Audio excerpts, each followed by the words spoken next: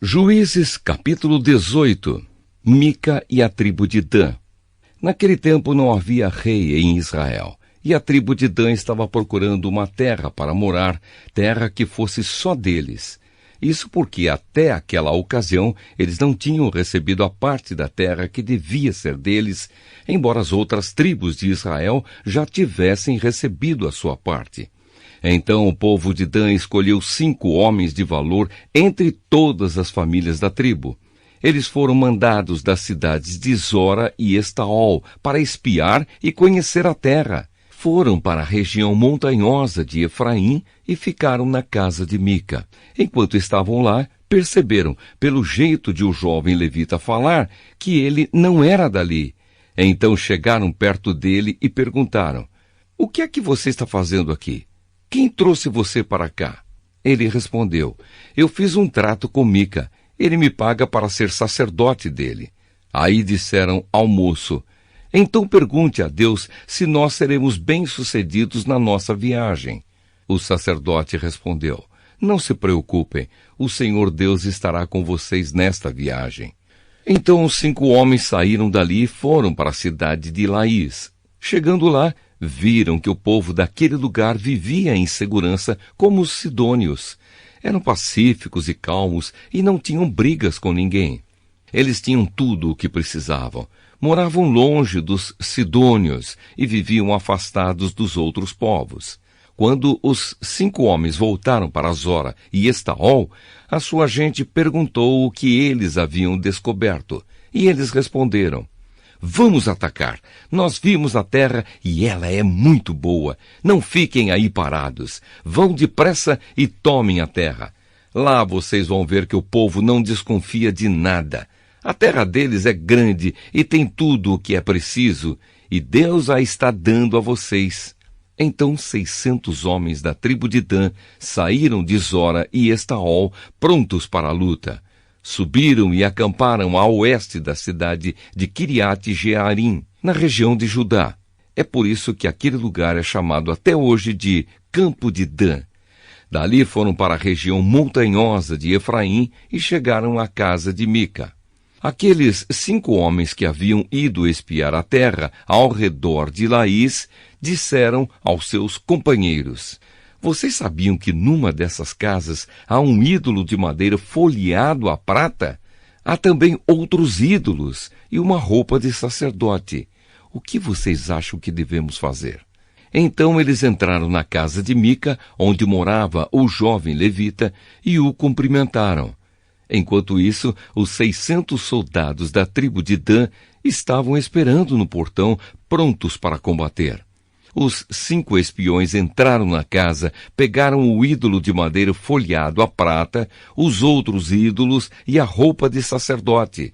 O sacerdote tinha ficado no portão com os 600 soldados armados.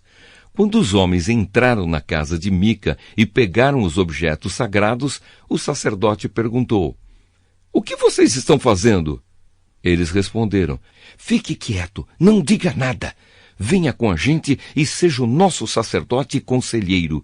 Você não gostaria de ser o sacerdote de uma tribo inteira, em vez de ser sacerdote de apenas uma família?" O sacerdote ficou muito contente, pegou os objetos sagrados e foi com os espiões e os soldados. Eles deram meia volta, puseram na frente as crianças, o gado e os seus bens e partiram.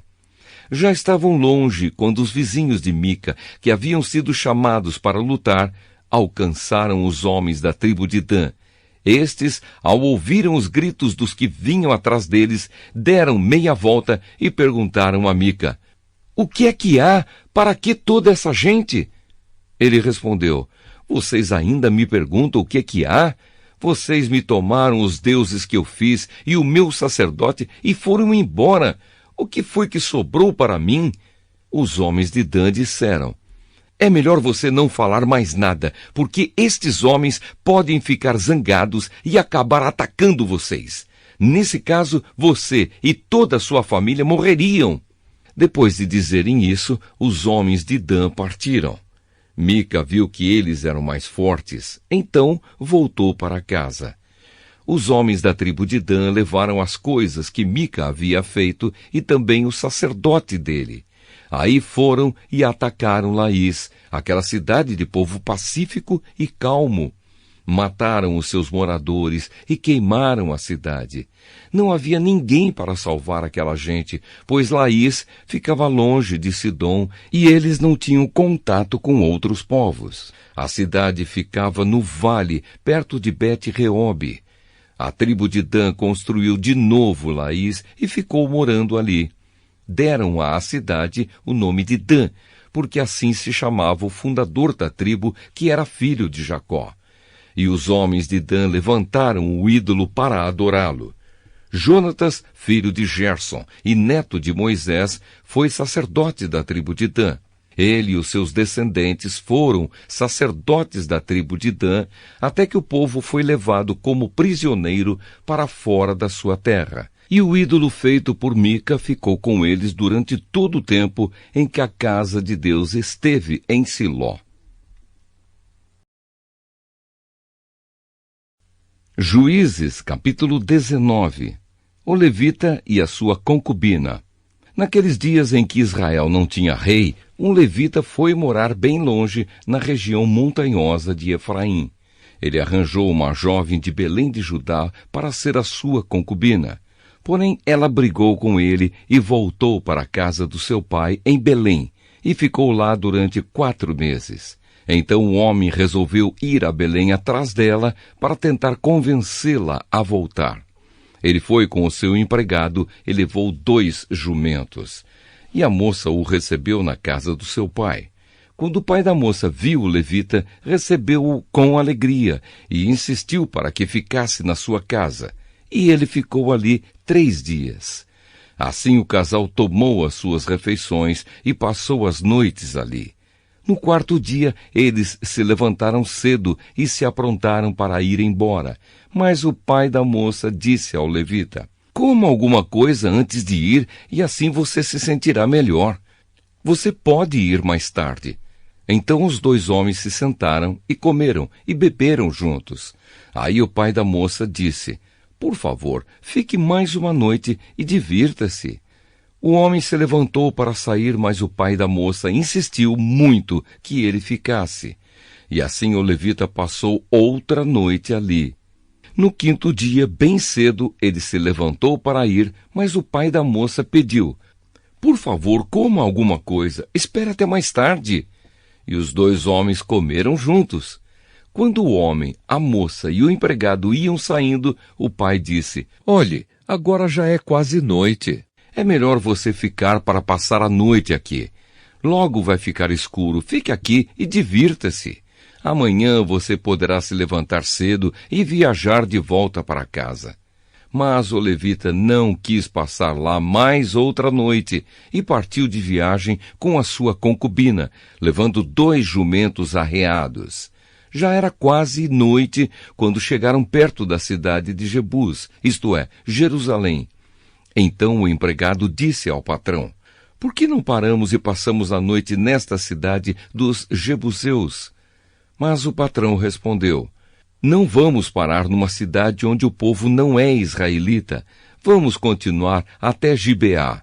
É melhor a gente andar mais um pouco e passar a noite em Gibeá ou Ramá. Então passaram pela cidade de Jebus e continuaram a viagem. O sol já se havia escondido quando eles chegaram a Gibeá, cidade da tribo de Benjamim. Aí saíram da estrada para passar a noite na cidade. O levita chegou e se sentou na praça, mas ninguém o convidou para dormir na sua casa. E aconteceu que passou por ali um velho que estava voltando do seu trabalho na roça. Ele era da região montanhosa de Efraim, mas estava morando em Gibeá. O povo dali era da tribo de Benjamim. O velho viu o viajante na praça e perguntou: de onde você é? Para onde vai? O levita respondeu: eu estou viajando de Belém de Judá para bem longe, para a região montanhosa de Efraim, onde moro. Fui a Belém e agora estou voltando para casa, mas ninguém me ofereceu hospedagem para esta noite. Nós temos alimento e palha para os jumentos, e pão e vinho para mim, para a minha concubina e para o meu empregado. Temos tudo o que precisamos. O velho disse: venham comigo, vocês serão bem recebidos na minha casa. Eu cuidarei de vocês. Por favor, não passem a noite na praça. Então ele os levou para sua casa e deu de comer aos jumentos. Os seus hóspedes lavaram os pés, comeram e beberam. Enquanto eles conversavam alegremente, alguns homens imorais daquela cidade cercaram a casa e começaram a bater na porta. E disseram ao velho: traga para fora o homem que está na sua casa. Nós queremos ter relações com ele. Aí o velho saiu e disse: não, meus amigos, por favor, não façam essa coisa tão má e tão imoral. Este homem é meu hóspede. Olhem, estão aqui a minha filha virgem e a concubina dele. Eu vou pôr as duas para fora e vocês poderão fazer com elas o que quiserem. Mas não façam essa coisa horrível com este homem. Mas eles não quiseram ouvi-lo. Então o levita pegou a sua concubina, a pôs para fora e a entregou a eles. E eles a forçaram e abusaram dela a noite toda e só a deixaram de manhã. Ao amanhecer, a mulher veio e caiu na frente da casa onde o seu marido estava, e ficou ali até clarear o dia. De manhã o marido se levantou para continuar a viagem. Quando abriu a porta, achou a sua concubina caída em frente da casa, com as mãos na soleira da porta. Aí lhe disse: levante-se, vamos embora. Porém não teve resposta. Então pôs o corpo dela atravessado sobre o jumento e seguiu viagem para casa. Quando chegou lá, entrou, pegou uma faca e cortou o corpo da concubina em 12 pedaços. Depois mandou um pedaço para cada uma das 12 tribos de Israel. E todos os que viam isso diziam: nunca vimos uma coisa assim, nunca houve uma coisa igual a essa desde o tempo em que os israelitas saíram do Egito. Pensem, o que vamos fazer agora?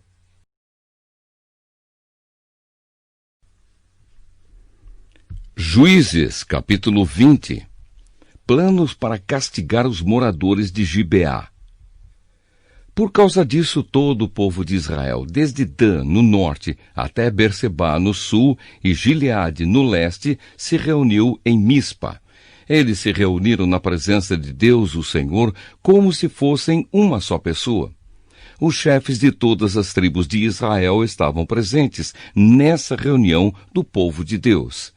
Havia 400.000 homens a pé, treinados para a guerra, e o povo de Benjamim soube que todos os outros israelitas haviam subido até Mispa e que eles queriam saber como aquele crime havia sido cometido. Então o levita, marido da mulher assassinada, explicou: cheguei com a minha concubina a Gibeá, no território da tribo de Benjamim, para passar a noite. Os homens de Gibeá vieram de noite e cercaram a casa. Eles queriam me matar. Em vez disso, abusaram da minha concubina e ela morreu. Então eu peguei o corpo dela, cortei em pedaços e mandei um pedaço para cada uma das 12 tribos de Israel. Aquela gente cometeu um crime horrível no meio do nosso povo. Todos vocês que estão aqui são israelitas. Vamos resolver agora o que fazer. Todo o povo de Israel se levantou ao mesmo tempo e disse: nenhum de nós, nem os que moram em casas, nem os que moram em barracas, voltará para casa. Vamos escolher alguns homens para atacar Gibeá. A 10ª parte dos homens de Israel vai arranjar comida para os que vão lutar. Os outros vão castigar os moradores de Gibeá pelo crime horrível que cometeram em Israel. Então todo o povo de Israel se reuniu como se fosse uma só pessoa para atacar a cidade de Gibeá. As tribos israelitas mandaram que mensageiros fossem por toda a tribo de Benjamim e dissessem: que crime horrível vocês cometeram! Exigimos que vocês nos entreguem agora esses homens imorais para que nós os matemos. Assim tiraremos esse mal do meio do povo de Israel. Mas o povo de Benjamim não deu atenção aos outros israelitas. Eles saíram de todas as suas cidades e foram para Gibeá a fim de lutar contra o resto do povo de Israel. Naquele dia, eles convocaram das suas cidades 26.000 soldados. Depois, os moradores de Gibeá reuniram mais 700 homens especialmente escolhidos, que eram canhotos. Qualquer um deles podia atirar com funda uma pedra num fio de cabelo sem nunca errar. E os outros israelitas, que iam lutar contra a tribo de Benjamim, reuniram 400.000 soldados treinados. A guerra contra a tribo de Benjamim. Os israelitas foram ao lugar de adoração em Betel e ali perguntaram a Deus: qual das nossas tribos atacará primeiro a tribo de Benjamim? E o Senhor respondeu: a tribo de Judá. Na manhã seguinte, os israelitas subiram e acamparam perto da cidade de Gibeá. Saíram para combater contra a tribo de Benjamim e puseram os soldados em posição de ataque, de frente para a cidade. Então o exército de Benjamim saiu da cidade e, antes de terminar o dia, eles mataram 22.000 soldados israelitas. Aí o povo de Israel foi para o lugar de adoração e, na presença do Senhor, chorou até a tarde. E eles perguntaram ao Senhor: devemos ir combater outra vez os nossos irmãos da tribo de Benjamim? E Deus respondeu: sim. Então o exército israelita se animou de novo, e eles puseram seus soldados em posição de combate novamente, no mesmo lugar em que haviam lutado no dia anterior. Os israelitas marcharam contra a tribo de Benjamim pela segunda vez. E pela segunda vez, os soldados de Benjamim saíram de Gibeá. E dessa vez mataram 18.000 soldados israelitas treinados. Então todo o povo de Israel subiu de novo até Betel para chorar. Ficaram ali na presença de Deus, o Senhor, e não comeram nada até a tarde. E apresentaram ao Senhor ofertas que foram completamente queimadas e sacrifícios de paz. Eles fizeram uma pergunta ao Senhor. Acontece que naqueles dias a Arca da Aliança estava ali, em Betel. E Finéias, filho de Eleazar e neto de Arão, estava encarregado de cuidar dela. A pergunta que eles fizeram foi esta: devemos sair mais uma vez para combater os nossos irmãos da tribo de Benjamim ou devemos desistir? O Senhor respondeu: combatam, porque amanhã eu farei com que vocês os derrotem. Então os israelitas puseram alguns soldados escondidos em volta de Gibeá. No terceiro dia, marcharam de novo contra o exército da tribo de Benjamim. Os seus soldados ficaram em posição de batalha de frente para Gibeá, como tinham feito antes. Os soldados de Benjamim saíram para combater e se afastaram da cidade. Como haviam feito antes, começaram a matar algumas pessoas na estrada de Betel, na estrada de Gibeá e em campo aberto. Mataram mais ou menos 30 israelitas e diziam: nós já os derrotamos como das outras vezes. Mas os israelitas disseram: vamos recuar e fazer com que eles se afastem da cidade e venham para as estradas. Então a maior parte do exército israelita saiu dali e tornou a se juntar em Baal-Tamar. Mas os homens que cercavam a cidade saíram de repente dos lugares onde estavam escondidos na planície de Gibeá. 10.000 dos melhores soldados israelitas atacaram Gibeá e o combate foi duro. Os benjamitas não imaginavam que iam ser destruídos. O Senhor Deus fez com que os israelitas derrotassem o exército de Benjamim. E naquele dia, os israelitas mataram 25.100 inimigos. Então os benjamitas compreenderam que estavam vencidos. A vitória dos israelitas. Os israelitas tinham se retirado durante a luta contra os benjamitas porque confiavam nos homens que haviam colocado escondidos em volta de Gibeá. Esses homens avançaram depressa na direção de Gibeá. Espalharam-se e mataram todas as pessoas da cidade. O exército israelita e os homens que estavam escondidos tinham combinado um sinal. Quando vissem uma grande nuvem de fumaça subindo da cidade, os israelitas que estavam fora do campo de batalha deviam dar meia volta e atacar. Até aquele momento, os benjamitas já haviam matado uns 30 israelitas e diziam: sim, já os derrotamos como das outras vezes. Então o sinal apareceu. Uma nuvem de fumaça começou a subir da cidade. Os benjamitas olharam para trás e ficaram muito espantados quando viram a cidade inteira pegando fogo. Então os homens de Israel deram meia volta e os benjamitas ficaram apavorados, porque viram que iam ser destruídos.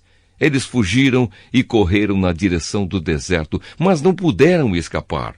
Foram cercados pela maior parte do exército israelita e também pelos soldados que vinham da cidade e foram destruídos.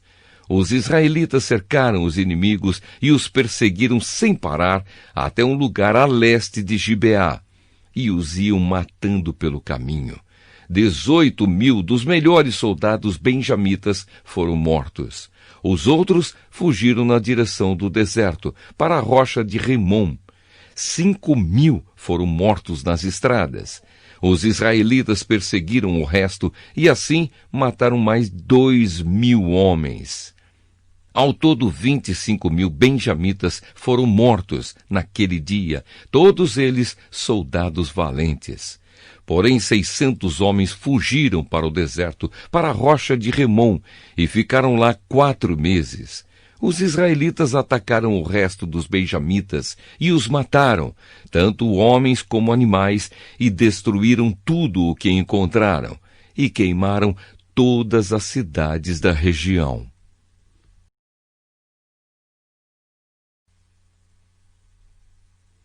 Juízes, capítulo 21.